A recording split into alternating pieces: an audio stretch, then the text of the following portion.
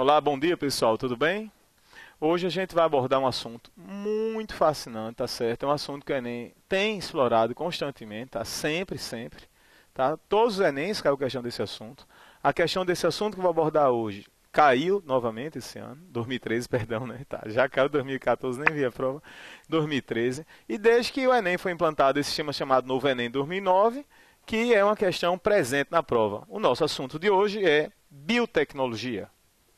Tá certo? Biotecnologia. Esse assunto, ele é fascinante. Vamos deixar claro, ele é fascinante, é interessante. Qual é o problema desse assunto? O problema desse assunto é que é muita informação. Professor, tem que saber tudo que está acontecendo no mundo? Não tudo.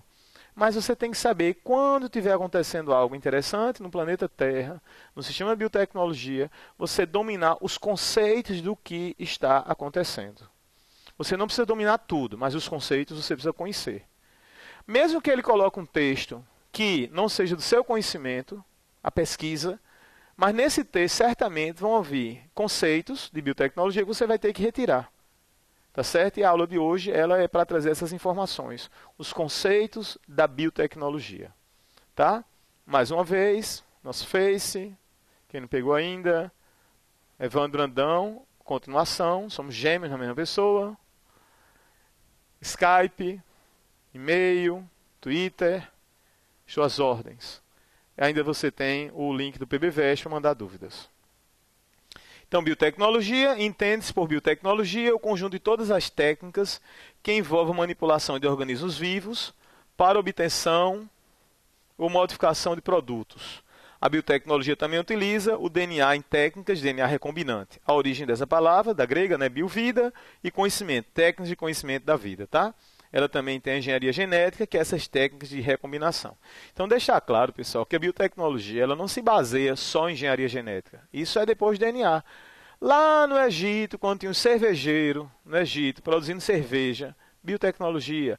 Lá nas civilizações mais primitivas, quando se falava em fermentação do pão, biotecnologia. Lá mais ainda, mais antigo, quando se colocava frutas em recipientes, essas frutas fermentavam, e aí se produzia bebida alcoólica, já naquela época, né, nossos primórdios de existência, biotecnologia. Então, biotecnologia é toda tecnologia que eu uso seres vivos de forma direta, de forma indireta, ou que eu consigo extrair do ser vivo também, é chamado de biotecnologia. Tá? Então, ó, como eu já falei, né, desde antigamente, a questão das bebidas, dos pães, tudo era biotecnologia. Hoje a gente também tem a biotecnologia molecular e o estudo dos genes. Tá? E os organismos geneticamente modificados para produzir anticorpos. Tudo isso é biotecnologia. Tá? Hoje a gente também tem a biotecnologia associada à informática, que chama bioinformática. Tá? Que também a gente pode usar técnicas e recursos de automação usando o processo informatizado. Né? Nós vamos, o Brasil, você vê o que é biotecnologia, o cientista chamado Miguel Nicoleles, um brasileiro, ele está conseguindo colocar um exoesqueleto externo, parecido com aquele filme Robocop que passou, para que a gente se locomova com essa formação desse exoesqueleto, eu mexa, mas sem um controle e sem uma cadeira de roda de controle, mas com informação da própria pessoa. Nós já temos essa tecnologia brasileira que o pensamento vai ser capturado pelo exoesqueleto e o cara vai chutar uma bola. Ele pensando, não vai precisar o controle remoto. A gente já tem esse recurso, tá certo? Isso é fantástico. Isso também é biotecnologia. Os benefícios, né? Comentamos na ONU, na diversidade biológica, né? Qualquer aplicação tecnológica dos sistemas biológicos, organismos vivos ou derivados desses para fazer ou modificar produtos ou processos para usos específicos. E na agricultura, a questão de interesse do genoma. Deixar claro que isso é tudo muito lindo, mas é importantíssimo lembrar da bioética, né? Para que a gente não extrapole. Até recomendo um filme chamado Gattaca. Quem assistiu, né? Gattaca. Que ele mostra como seria o ser humano quando chegar ao auge da biotecnologia. É uma ficção científica, mas não é assim tipo Homem-Aranha, Os Vingadores e tal, não, tá? É o Super-Homem, o Hulk, né? É um filme que ele aborda um drama também, que ele aborda o sistema de biotecnologia em uma geração na frente, onde a gente controla a eugenia. O que é eugenia? Eugenia é o padrão da espécie, controle do padrão da espécie. A eugenia ela deve ser controlada por boa educação, hospitais, saneamento básico, e não por um controle direto, como o nazismo fez, como a gente teve a ditadura de direita, as ditaduras de esquerda, né, para separar a segregação racial. Então, na realidade, a eugenia ela pode ser feita assim, né?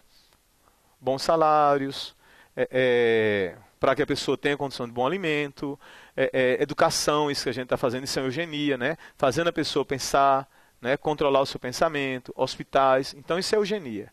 E a biotecnologia ela pode auxiliar isso, mas sempre lembrando, com muito cuidado, para que a gente não volte a modelos que foram destrutivos em termos de bioética. Tá? Então vamos lá. Vamos falar agora da primeira informação da biotecnologia. A primeira informação da biotecnologia importante, bastante usada, é a famosa célula-tronco. Agora vamos para os conceitos. Célula-tronco. O que é que a gente deve entender por uma célula-tronco? Então eu tenho aqui uma célula diploide, que ela vai produzir um determinado tecido. Então, eu tenho uma célula que ela vai produzir um determinado tecido. Essa célula vai sofrer um processo chamado de diferenciação celular. Então, toda célula que vai sofrer diferenciação celular é uma célula chamada célula-tronco. Qual o objetivo de eu usar uma célula-tronco? O objetivo de eu usar uma célula-tronco, né, através de mitoses, né?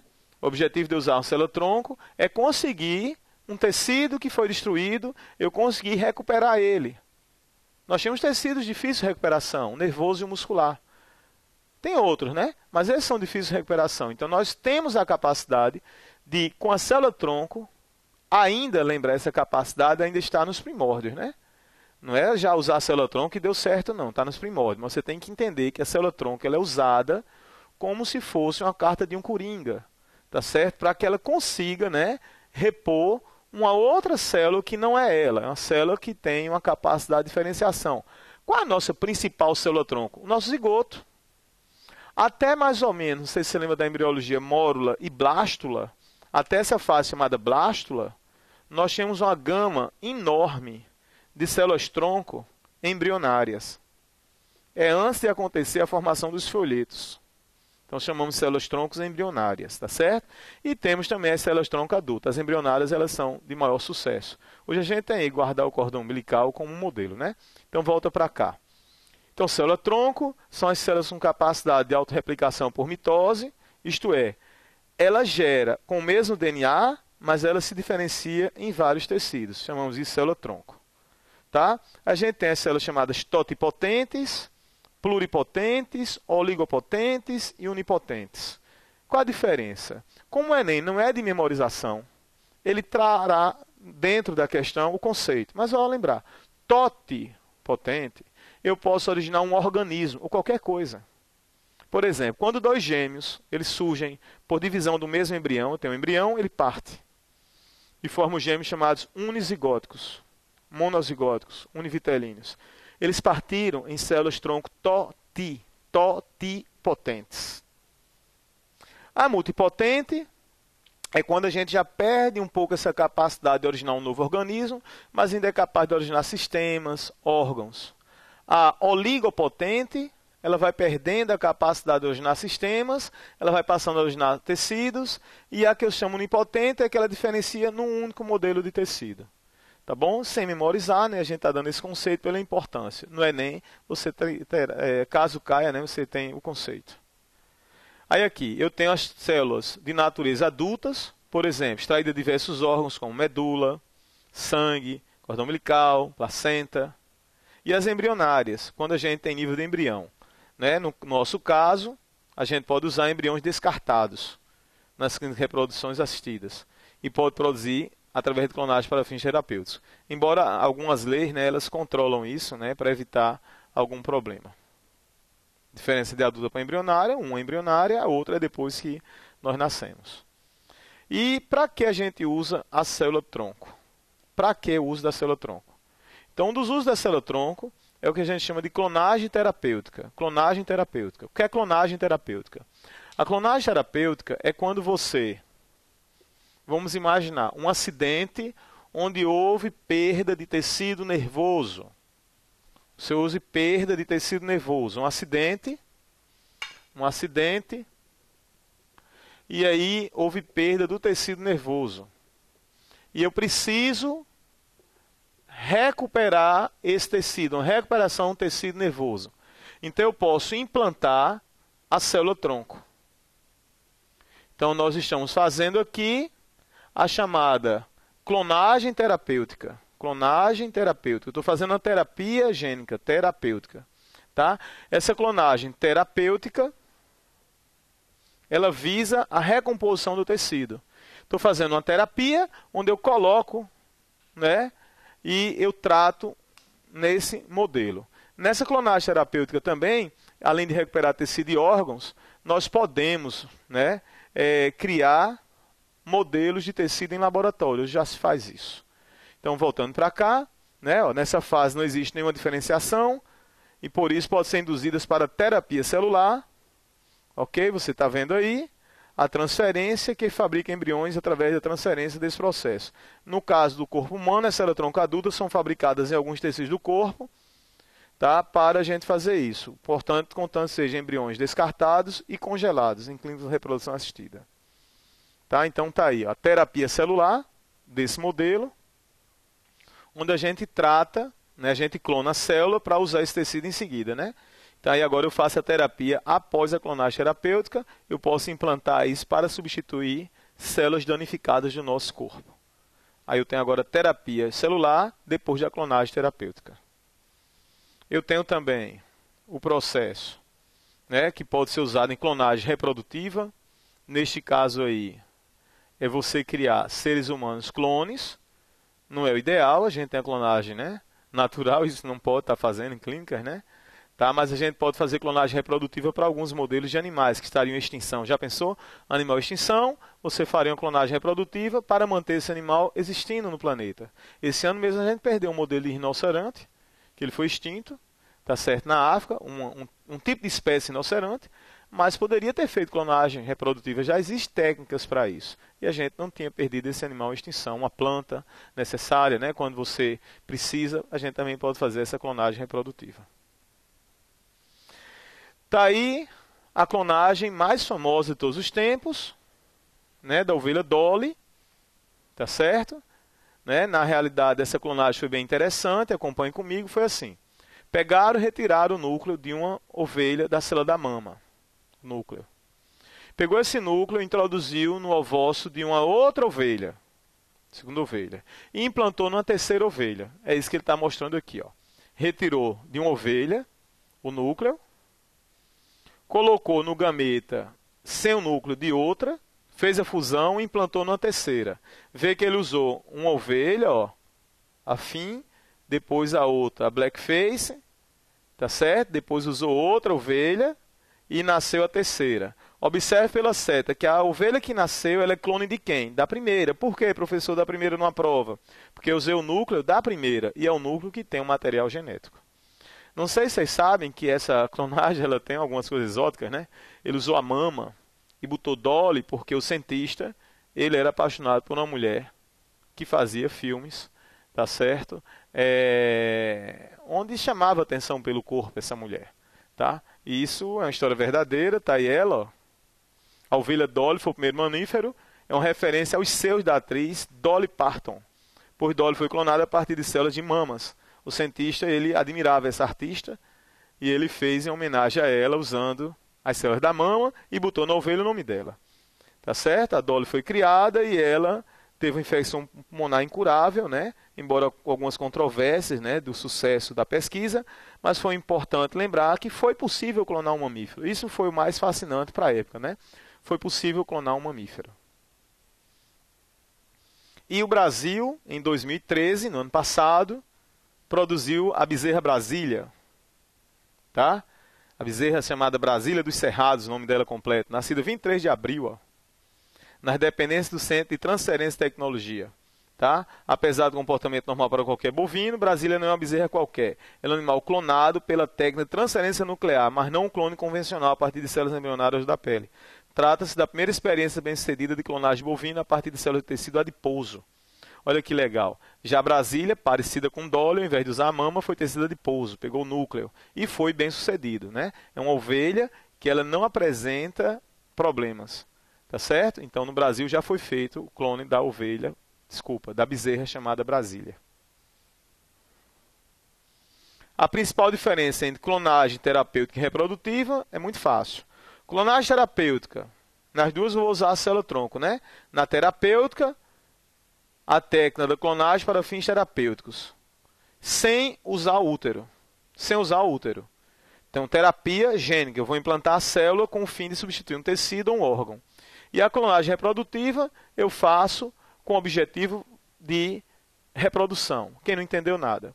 Clonagem terapêutica, eu vou usar a célula-tronco para substituir um órgão, um tecido. A clonagem reprodutiva é para eu criar gêmeos.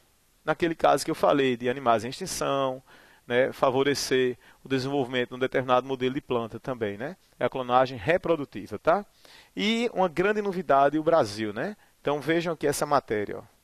O Instituto Butantan, tá certo? Brasileiro, conseguiu obter células-troncos embrionárias a partir de dente de leite. Como assim, professor? Foi possível criar célula-tronco, tá certo? A partir de células de dente de leite. É importante ressaltar que essa pesquisa está em fase de teste, as pessoas estão recebendo células-tronco, são voluntárias, para lesão na córnea. Não é fantástico isso? Então o Brasil está começando a usar. Outra coisa, o Brasil também, na Universidade Federal do Rio de Janeiro, estão conseguindo extrair célula-tronco de sangue de menstruação. Tá? Esse sangue é descartado e ele pode ser usado também como fonte de célula-tronco. Então olha que coisa fantástica, né? Onde a gente está indo, né? Embora a gente tem que sempre lembrar dessa questão da bioética, tá bom? O legal da menstruação e da célula tronco de dente de leite é porque são descartados, né? De forma natural. Então a questão de ter doador, a gente vai ter bastante doadoras, né? Quantas mulheres, né? E dente de leite também. Tecnologia brasileira. Aí está as leis de biossegurança, né? Eu vou ler só o início, ó. É permitida para fins de pesquisa-terapia a utilização de célula-tronco embrionárias obtidas de embriões humanos, produzidos por fertilização in vitro e não utilizados nos respectivos procedimentos, atendida às seguintes considerações. Então, significa que o Brasil pode usar a célula-tronco, agora tem que ser baseado nesses artigos, né, da lei. E o mais interessante é que quase isso aí não era possível, foi uma votação muito apertada, tá certo? Por um voto de diferença apenas, que o Supremo Tribunal Federal autorizou, em 2008, o uso de célula-tronco. Decisão histórica, né? Foi considerada uma vitória médica e científica. Agora, o que é que a gente entende por melhoramento genético? Melhoramento genético. O melhoramento genético é o seguinte.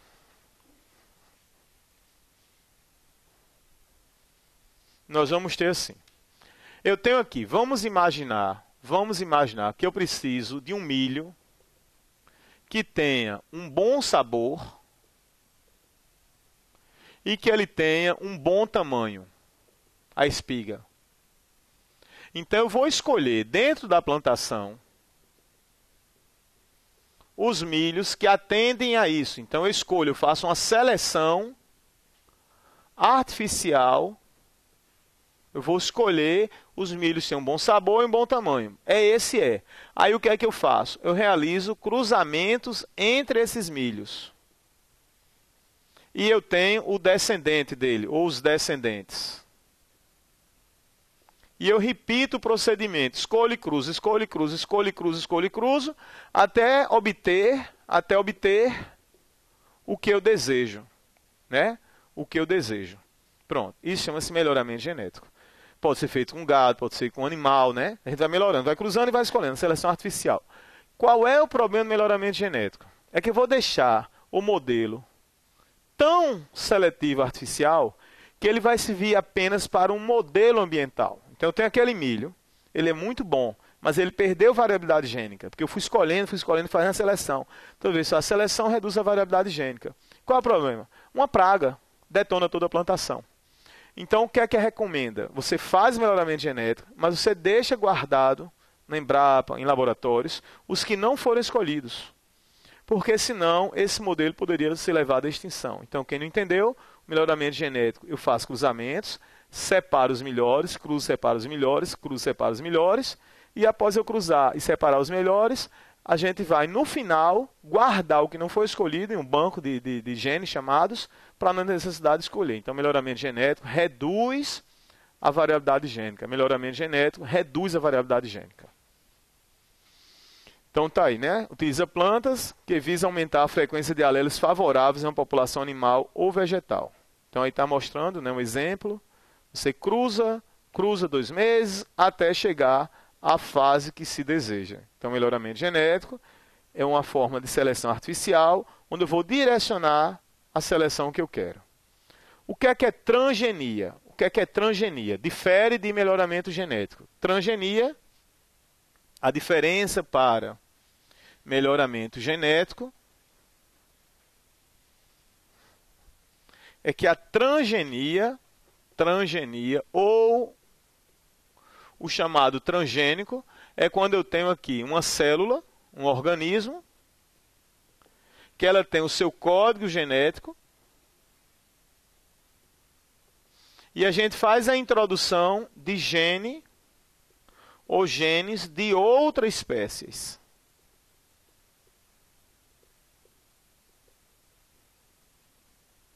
Então, na transgenia, eu faço a introdução de genes de outra espécie. Tá certo? Aí eu criei um transgênico.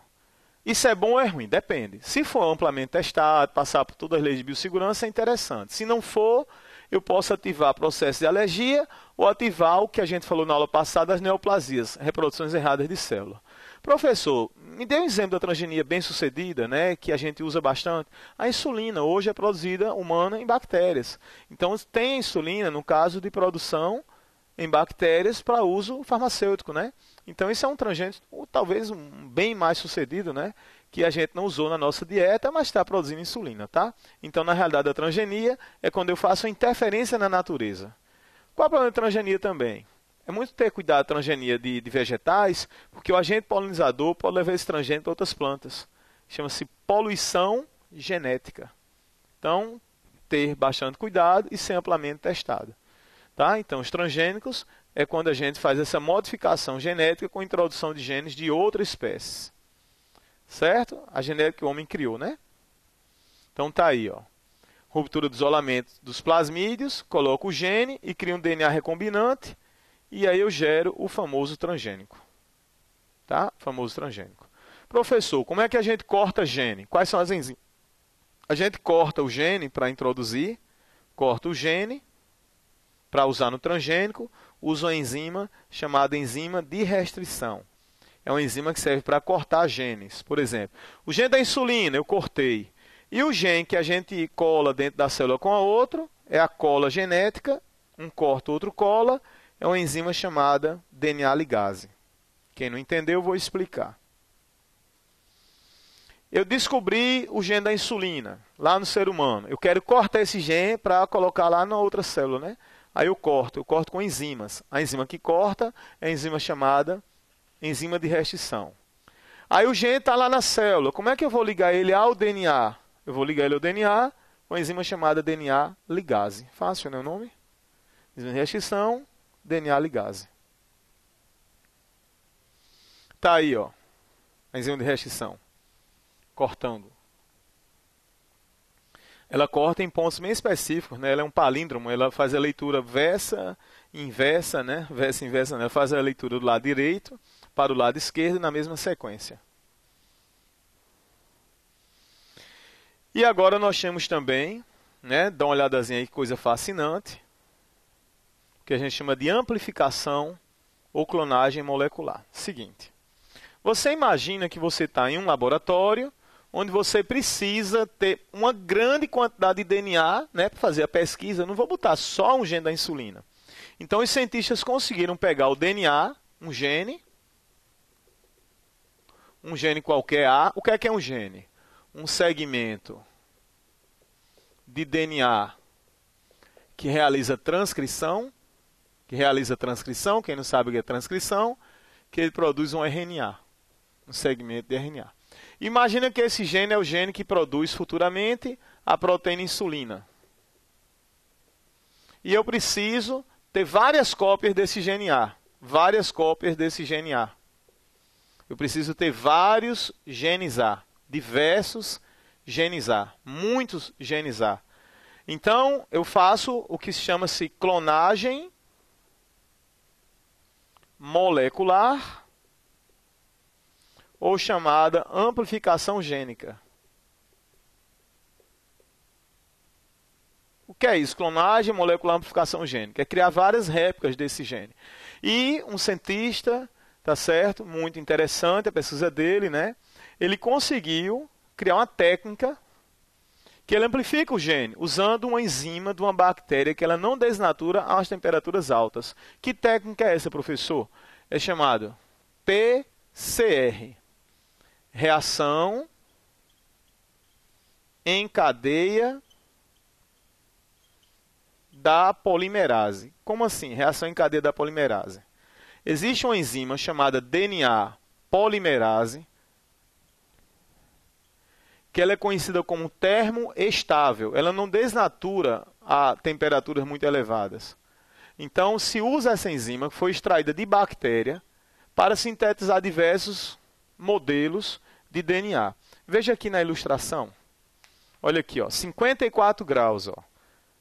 O DNA ele se desnatura, e imediatamente se produz um novo DNA. É isso que está acontecendo aí, ó. Você coloca no calor a 92 graus, 96. Depois você faz os primes são sequências de RNA que vai começar a replicação e usa a enzima. A 72 graus, traduzindo, eu tinha um segmento de DNA e usando essa enzima DNA polimerase eu tenho diversos segmentos de DNA. Isso chama técnica de cadeia de polimerase de PCR. Descoberto pelos cientistas, tá certo? Quando viram bactérias que viviam em fontes termais. Então, técnica do PCR, amplificação do DNA. A DNA ligase que eu já falei, né? Serve para juntar o DNA, enzima também. Aí está os primeiros estudos da transgenia, né? Que a gente falou da insulina, na bactéria. Tá? A gente tem a nossa soja produzida transgênica, né? Também. À esquerda, a soja. Tá? E à direita a soja que não é transgênica, controle de qualidade de pragas, né? A gente conseguiu fazer essa inserção, né? Essa patente, ela hoje não pertence mais ao Brasil, ela foi vendida, né, para uma empresa chamada Monsanto. Soja transgênica. Então é isso. Então, melhoramento genético eu cruzo e faço uma seleção artificial. A transgenia eu introduzo genes, usando essas técnicas que eu falei. Enzima de restrição corta, DNA ligase junta e a polimerase multiplica os genes. São 3 enzimas. Restrição corta, a ligase junta e a polimerase eu produzo vários modelos de genes. Amplifica o gene. Pronto. Agora, a gente tem também alguns modelos de biotecnologia que são interessantes e que são conceitos muito importantes, tá certo? Muito importantes que nós temos para usar na biotecnologia. Então, vamos ver um.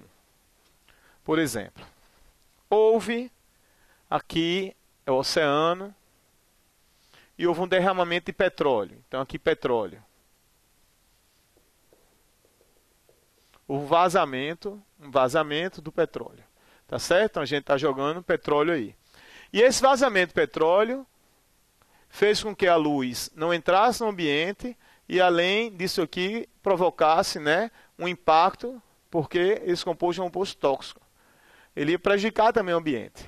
Então, a gente pode usar, sugar esse petróleo, mas a gente pode colocar aqui dentro desse petróleo bactérias que se alimentem do petróleo. Só que elas não vão resolver o problema, mas elas vão amenizar o problema, tá certo? Ela vai fazer com que você reduza o problema. Tá? Você vai fazer que ela reduza o problema. Quando isso acontece, nós chamamos isso de biorremediação. Tá? Então, remediei o problema usando bactérias que decompõem o petróleo. Biorremediação. Eu tenho também um outro processo que é o seguinte. Vamos imaginar que uma planta medicinal, uma planta qualquer, considerada medicinal, eu consegui extrair dessa planta, fiz uma extração dessa planta, de um composto químico que ele, por exemplo, evitasse uma dor de cabeça, ele fosse usado para tratamento de dor de cabeça. Então, quando a gente extrai compostos da natureza e a gente usa, nós chamamos esse processo de bioprospecção. Bioprospecção.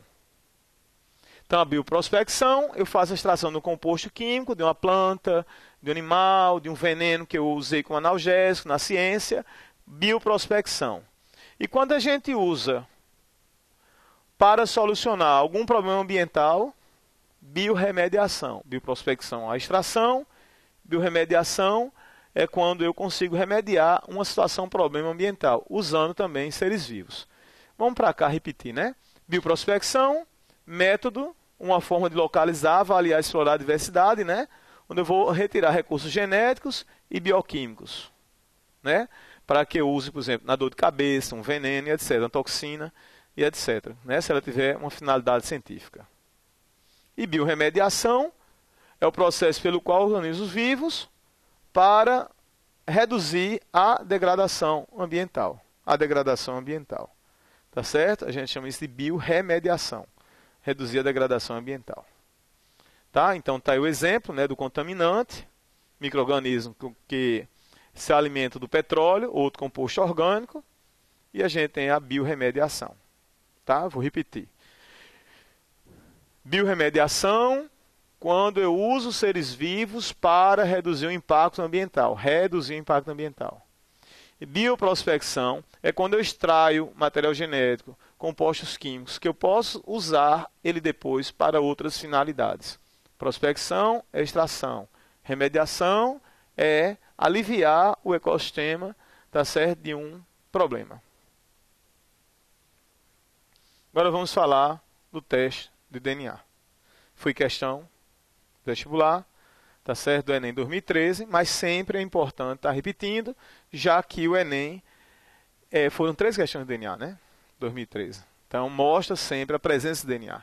8 questões de ecologia, 3 questões de DNA, 2 que abordavam, um que era a origem da vacina, que era da varíola, uma da rubéola.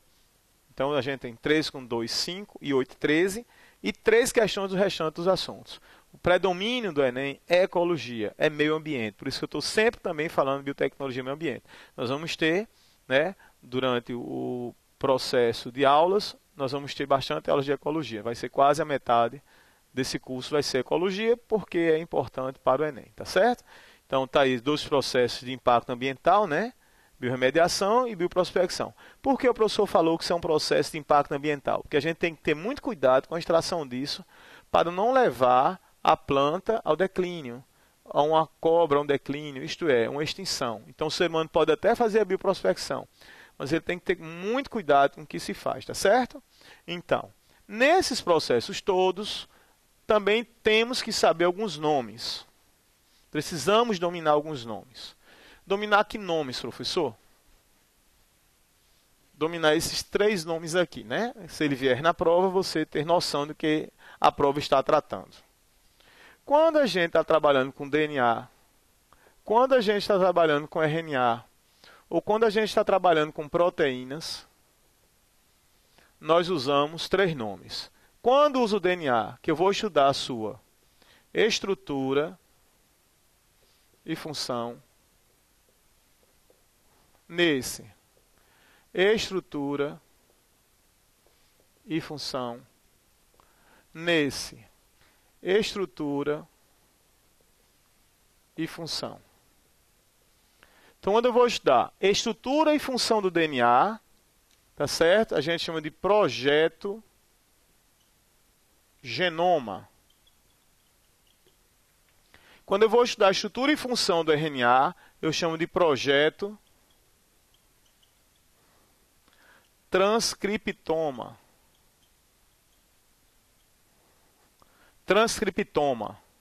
Quando a gente vai estudar a estrutura e função da proteína, a gente chama de projeto proteoma. Então, foi feito o projeto de genoma da bactéria para estudar suas proteínas? Não. Foi feito o projeto de genoma da bactéria para estudar o seu material genético. Foi feito projeto de genoma da bactéria para isso, foi feito projeto de genoma do homem para isso. Agora, foi feito projeto transcriptoma. Aí você vai estudar o RNA, mensageiro, transportador, tá certo? De interferência, o pré-mensageiro, o RNA catalítico, você vai estudar o RNA. Eu vou estudar agora a proteína, sequência de aminoácidos, para que serve aquela proteína, projeto proteoma. Ok? Desses 3 projetos, esse projeto aqui, ele serviu para muita coisa, né? A gente pode até manipular o gene. Como também a gente pode usar o DNA para testes, né? E pesquisas, como por exemplo, teste de paternidade, né? O teste, famoso teste de DNA, até para descobrir um preso, né? Descobrir alguém que cometeu algum delito, uma prova científica, né? Tá certo? A partir do DNA. Então observa aqui, ó, como é que ele é feito. Você pega aí, coloca em um processo onde o DNA ele vai, né, ir para um lado em um campo de eletroforese em gel, vai gerar um campo elétrico, e nesse campo vai gerar essas barras. Ela é impressa. E a partir dessa impressão você cria códigos de barra. E através dessas barras você pesquisa, né, de quem é ou não. O filho, ou se a pessoa é realmente aquela pessoa. Então você está vendo as barrinhas da mãe da criança paternidade. Observe no primeiro teste que a conclusão foi sim. Observe a quantidade de barrinhas semelhantes que a mãe tem e o pai em relação à criança. E observe que embaixo, ó, na exclusão, você vai encontrar barrinhas aqui que o pai, ó, a gente não encontra barrinhas aqui no de baixo que a criança ela não tem, tá vendo? Olhe no pai de cima. Tá? Então, no pai de cima, a gente identifica o possível, né? Então, você tem 3 pais aí, e aí, na realidade, a inclusão, por probabilidade, de paternidade, né? No teste de cima, a gente tem a probabilidade sim. Não sei se você percebeu que ó, o pai, ó, as barrinhas mais grossas, então observe no último teste, ó, a criança, ó, a barrinha, pai, ó, a barrinha. Quanto mais barrinhas semelhantes, a gente demonstra que é o pai da criança. Poderia também se descobrir se é ou não a pessoa, fazendo ao contrário, pegando os pais ou o DNA mitocondrial. Tá? Esse é o famoso teste de paternidade. Ok? Mais uma vez está aí, precisando da gente. Né? Estamos sempre à disposição. Né? Nossa terceira aula, está se aproximando do Enem. Tá certo? Dedicação total. Ok? Quem quiser, quem recebeu ainda o resumozinho de biologia querendo mandar, eu mando para você. Em um grupo de Face, tá? E etc. Que precisar, quando eu falar de etc, as dúvidas, eu estou sempre à disposição. Fiquem com Deus, tá certo? Sempre agradecer ao Criador, né, que dá essa oportunidade para a gente ser professor e compartilhar o que Ele me deu, tá? Uma boa semana.